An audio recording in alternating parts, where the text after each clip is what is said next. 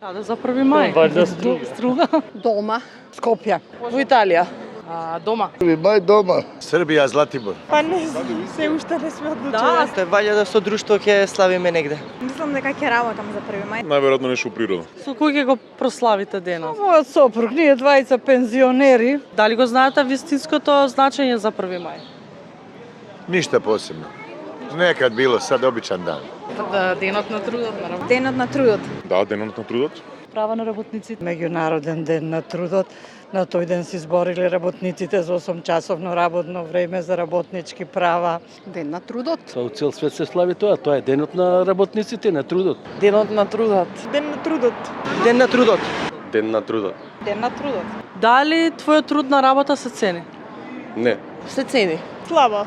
До сега се вреднуваат. Секој човек си вреди према својата вредност, према својата заслуга. Вредно. Се вреднува. Колку што дозволува слободниот маркет, вајда. Па да, до некаде да, пошто се ги знам правата и по закон. Што мислите, дали новите генерации и нивните работни места се вреднувани во ова време? Па не би рекла дека се вреднувани. Па не како порано пред неколку години како што беа.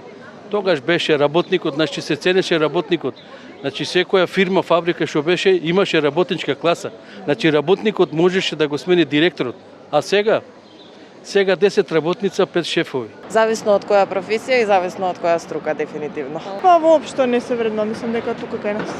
Не сум запознат многу со тоа, но мислам дека се вреднуваат, зависи на која работна позиција си и што работат. Мислам дека се вреднува. Зависи што работат. Ако работат програмирање за странски компании, се вреднуваат по тие цени.